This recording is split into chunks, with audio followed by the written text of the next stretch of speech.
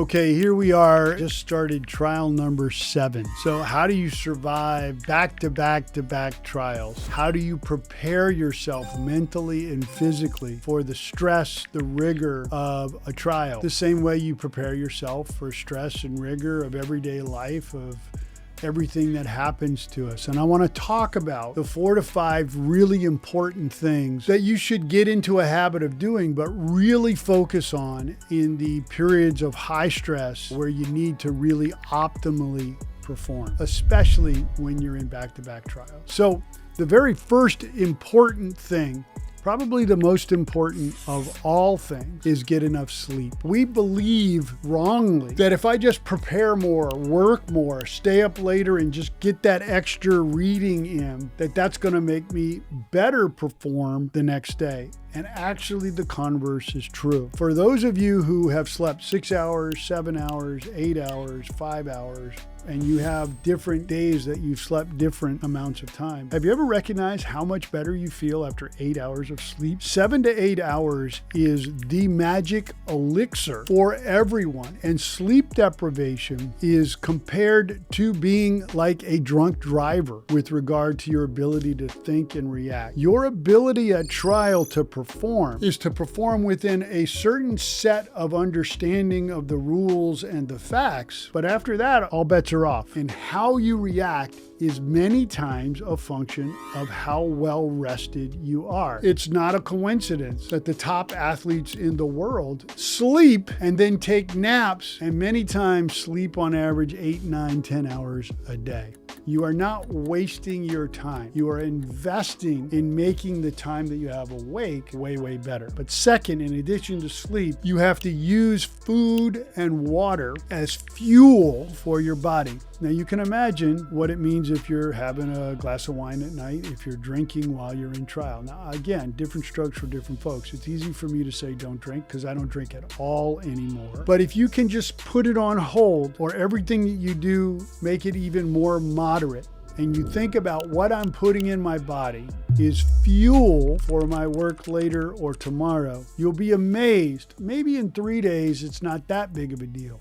Maybe in a week, it's not that, but if it's a 2-week trial, what you eat and drink and keeping the alcohol and the sugar and the crap out of your body, plus you're sleeping, makes a huge difference. Imagine it's a month-long trial. How critical is that? Third, move your body every day. I tell my kids when they say, well, what should I do for exercise? I'm like, do whatever is necessary to make yourself sweat. If you can sweat every single day, then you're moving your body sufficiently to exercise in a way that's gonna make your mind work better. Because sleep, fuel, and moving your body makes you think better, makes you think quicker. The last thing I will say is your headspace. Mindset is everything. Perspective is everything. So if you're sleeping well, you're eating and drinking well, you're moving your body, all of that contributes to a better perspective and a better headspace.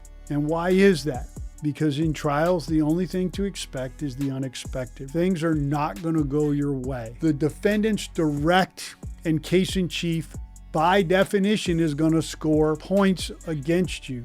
How you react to that, how you react not only to the good thing in your case and not get overexcited and overconfident, and how you react to the bad things and not get too despondent, is everything. Your ability to put things in perspective and to have the ability to stop focusing on something that's already happened that you can't control anymore and now move to the next is very, very important. All of these things are interrelated. If you don't have a proper mindset, you're taking a drink at night, which is going to affect your sleep, which affects your energy level and your ability to think. Getting good sleep and getting good fuel in your body helps you with a better mindset. If you're tired, you're not going to move your body in the morning, which is going to compound the problem. So how do I put all this together? Whether I'm in trial or not, I have routines and disciplines that I follow every single day. I put my face in an ice bucket. I bring that bucket with me to trial. I eat sardines in the morning and I get in a cold shower. I do it when I'm at home and I do it when I'm in trial. I control what I eat and drink when I'm in trial, but also when I'm not in trial.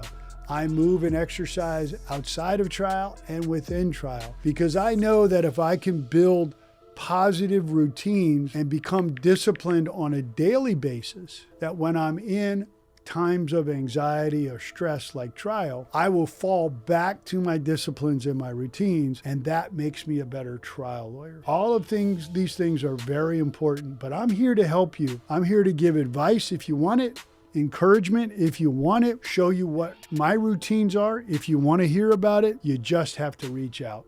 Come on now.